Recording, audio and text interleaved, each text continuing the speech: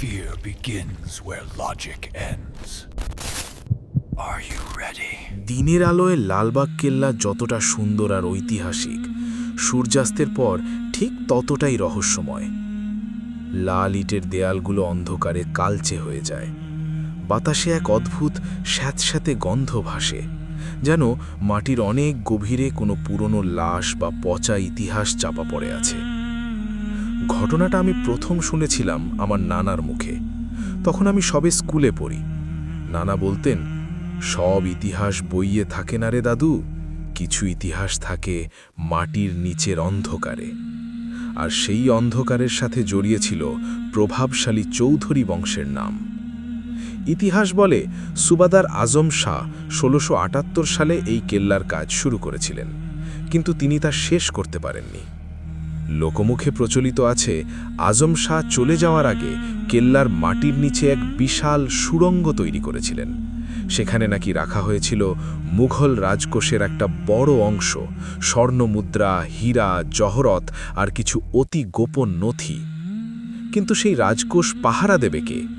মানুষ তো নশ্বর, তারা বিশ্বাসঘাতকতা করতে পারে। নানা বলতেন, আজম শাহ এক তান্ত্রিকের সাহায্য নিয়েছিলেন। সেই তান্ত্রিক মাটির নিচের অন্ধকার শক্তির সাথে যোগাযোগ করে কিছু অশরীরী প্রহরীকে বশ করেছিলেন।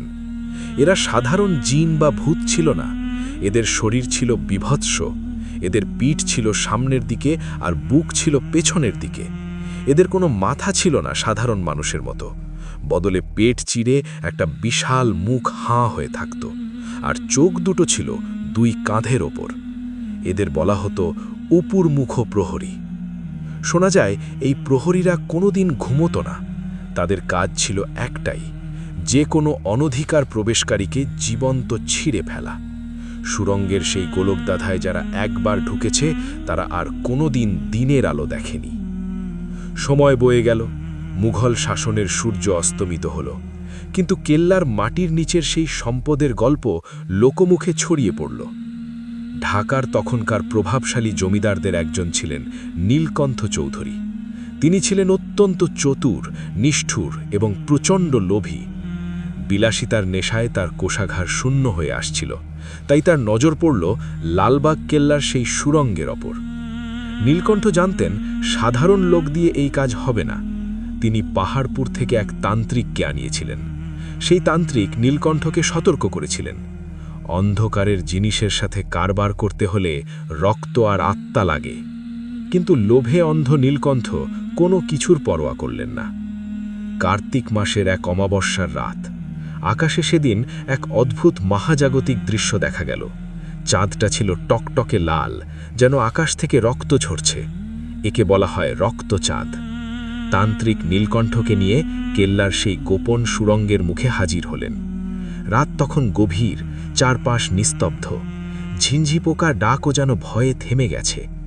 তান্ত্রিক মাটির ওপর মানুষের হাড় দিয়ে একটা বৃত্ত আঁকলেন এবং ধূপ জ্বালিয়ে মন্ত্র পড়তে শুরু করলেন। হঠাৎ চারপাশের বাতাস ভারী হয়ে এলো। সুরঙ্গের ভেতর থেকে এক অদ্ভুত ঘষাঘষি শব্দ ভেসে এলো, যেন কেউ পাথুরে দেয়ালে ধারালো নখ দিয়ে আঁচড় কাটছে। অন্ধকার থেকে ধীরে ধীরে বেরিয়ে এলো সেই বিভৎস প্রাণীটি, উপরমুখ প্রহরী। তার কাঁধের ওপরের চোখ দুটো আগুনের গোলার মতো জ্বলছে। তান্ত্রিক কাঁপা কাঁপা গলায় বললেন, চুক্তি হবে, সম্পদ মিলবে, কিন্তু বিনিময় দিতে হবে। চুক্তিটা ছিল ভয়াবহ। চৌধুরী বংশ ওই সুরঙ্গ থেকে ধন নিতে পারবে, কিন্তু প্রতি ১০০ বছর পর পর সেই বংশের সবচেয়ে শক্তিশালী যুবকের আত্মার অর্ধেক অংশ এই প্রহরীদের দিতে হবে। নীলকণ্ঠ ভাবলেন, ১০০ বছর পর কি হবে তা দিয়ে তার কি কাজ। তিনি চুক্তিতে রাজি হয়ে সই করলেন। সুরঙ্গ থেকে তিনি প্রচুর স্বর্ণমুদ্রা নিয়ে ফিরলেন, কিন্তু তার সাথে বয়ে আনলেন এক চিরস্থায়ী অভিশাপ। ঠিক ১০০ বছর পরের কথা। চৌধুরী বংশের তৎকালীন কর্তা রাজেন্দ্র চৌধুরী। তিনি ছিলেন আধুনিক শিক্ষায় শিক্ষিত একজন মানুষ। ভূত প্রেত বা তান্ত্রিক বিদ্যার তার একদমই বিশ্বাস ছিল না। তিনি মনে করতেন এসব অশিক্ষিত মানুষের কল্পনা। কিন্তু তার বাড়ির পুরনো সিন্দুকে একটা লোহার পাত দিয়ে মোড়ানো কাগজ ছিল, যেখানে নীলকণ্ঠ চৌধুরীর সেই ভয়ঙ্কর চুক্তির কথা লেখা ছিল। সেখানে সতর্কবাণী ছিল, যখন চাঁদ হবে রক্তের মতো লাল, তখন পাহারাদার তার পাওনা বুঝে নিতে আসবে। সে বছরও কার্তিক মাসে আকাশ অদ্ভুত লাল বর্ণ ধারণ করল। রাজেন্দ্র চৌধুরী সেদিন এক বন্ধুর বাড়ি থেকে ফিরছিলেন। ঘোড়ায় চড়ে কেল্লার পাশের রাস্তা দিয়ে যাওয়ার সময় হঠাৎ এক তীব্র পচা গন্ধে তার ঘোড়াটি অস্থির হয়ে উঠল। গন্ধটা ছিল অসহ্য, যেন শত বছরের পুরনো কোনো পচা মাংসের স্তূপ থেকে আসছে। হঠাৎ ঘোড়াটি রাজেন্দ্রকে পিঠ থেকে ফেলে দিয়ে দিকবিদিক জ্ঞান শূন্য হয়ে দৌড়ে পালালো। রাজেন্দ্র একা পড়ে গেলেন কেল্লার দেয়ালের পাশে। হঠাৎ তিনি খেয়াল করলেন কেল্লার সেই পরিত্যক্ত সুড়ঙ্গের লোহার গেটটা, যা সবসময় তালাবদ্ধ থাকে, তা আজ সামান্য ফাঁক হয়ে আছে। ভেতর থেকে এক গভীর দীর্ঘশ্বাস ভেসে আসছে। কৌতূহলী রাজেন্দ্র তার টর্চ লাইট জ্বালিয়ে সেদিকে এগিয়ে গেলেন। সুড়ঙ্গের ভেতর থেকে টর্চের আলোয় রাজেন্দ্র যা দেখলেন তাতে তার রক্ত হিম হয়ে গেল। একটা অবয়ব 4 হাত পায়ে কুকুরের মতো হামাগুড়ি দিয়ে বেরিয়ে আসছে। তার শরীরটা উল্টো, বুক পেছনে আর পিঠ সামনে। কাঁধের ওপরে সেই রক্তাভ চোখ দুটো রাজেন্দ্রের ওপর স্থির হয়ে আছে, আর তার পেটের মাঝখানে একটা লম্বালম্বি কাটা দাগ, যা ধীরে ধীরে একটা বিশাল বিভৎস মুখের মতো খুলে যাচ্ছে। সেই মুখের ভেতর কোনো সাধারণ দাঁত নেই, আছে তলোয়ারের মতো ধারালো কিছু হাড়।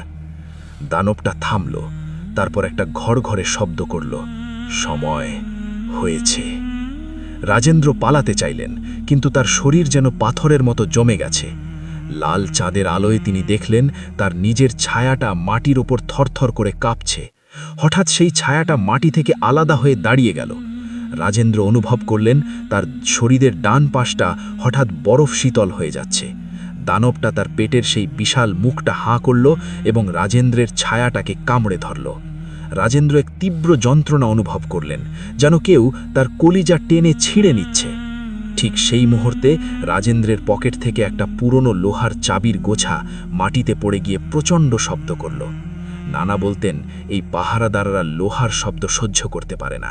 লোহার ঝনঝন শব্দে দানবটা চিৎকার করে উঠল এবং রাজেন্দ্রের ছায়ার অর্ধেকটা ছিঁড়ে নিয়েই সুড়ঙ্গের গভীরে অদৃশ্য হয়ে গেল। পরদিন সকালে কেল্লার রক্ষীরা রাজেন্দ্র চৌধুরীকে অচেতন অবস্থায় খুঁজে পায়। তিনি বেঁচে ছিলেন ঠিকই, কিন্তু তিনি আর আগের মানুষ ছিলেন না। তার শরীরের ডান পাশটা চিরদিনের জন্য ফ্যাকাশে আর অবশ হয়ে গিয়েছিল। আর সবচেয়ে আশ্চর্যের বিষয় ছিল, প্রখর রোদে দাঁড়ালে তার শরীরের মাত্র অর্ধেক ছায়া পড়ত, বাকি অর্ধেকটা মাটির ওপর থাকত না। লোকে বলতো এটা কোনো বিরল রোগ, কিন্তু পুরান ঢাকার মানুষ জানত আসল তথ্য। রাজেন্দ্র চৌধুরী ধীরে ধীরে মানসিক ভারসাম্য হারিয়ে ফেললেন। তিনি সারাদিন ঘরের এক কোণে উপুড় হয়ে বসে থাকতেন আর নিজের পেটের দিকে তাকিয়ে বিড়বিড় করতেন, সে আসবে, সে আমার বাকি অংশ নিতে আসবে। কয়েক বছরের মধ্যেই চৌধুরী বংশের পতন ঘটল। তাদের বিশাল জমিদারি হাতছাড়া হলো, ব্যবসা লাটে উঠল, পরিবারের সদস্যরা একে একে মারা যেতে লাগল। লোকে বলতো চৌধুরী বাড়ির দেয়ালগুলোতে নাকি রাতে ভেজা হাতের ছাপ দেখা যেত, যেন কেউ সুড়ঙ্গ থেকে উঠে আসছে তাদের খুঁজতে। নালা যখন গল্পটা শেষ করতেন তখন রাত অনেকটা গভীর হয়ে যেত। তিনি বলতেন, দাদু, লালবাগ কেল্লার সেই সুড়ঙ্গ আজ ইট দিয়ে গেঁথে দেওয়া হয়েছে ঠিকই, কিন্তু ভেতরকার সেই অশরীরী তৃষ্ণা কি মিটেছে? এখনও মাঝে মাঝে কার্তিক মাসের লাল চাঁদের রাতে লালবাগ কেল্লার আশেপাশে যারা থাকে তারা নাকি মাটির নিচ থেকে নখের আঁচড়ের শব্দ শুনতে পায়। অনেকে দাবি করে রাতে কেল্লার পাশে হাঁটার সময় নিজের ছায়াটা কেমন কেমন অদ্ভুত লাগে, মনে হয় ছায়াটা আপনার সাথে নয় বরং নিজের ইচ্ছায় নড়ছে। নানা সবশেষে এক ভয়াবহ সতর্কবাণী দিতেন। তিনি বলতেন, যদি কখনো রাতে কেল্লার পাশে হাঁটো আর হঠাৎ দেখো আলো থাকা সত্ত্বেও তোমার ছায়া নেই, তাহলে দৌড়ানোর চেষ্টা করো না, কারণ বুঝে নিবে পাহারাদার তার পাওনা বুঝে নিয়েছে। সে শুধু চৌধুরী বংশের রক্তের অপেক্ষায় নেই, সে লোভী আর কৌতূহলী মানুষের ছায়াও পছন্দ করে। আমি আজও যখন লালবাগ কেল্লার পাশ দিয়ে যাই, সুড়ঙ্গটার দিকে তাকালে বুকের ভেতরটা কেমন জানি কেঁপে ওঠে। মাটির নিচে সেই বিভৎস দানবটা কি আজও তার পেটের ভেতর কোনো মানুষের অর্ধেক ছায়া চিবিয়ে খাচ্ছে? হয়তো সে অপেক্ষা করছে পরবর্তী 100 বছরের জন্য, হয়তো সে অপেক্ষা করছে আপনার জন্য।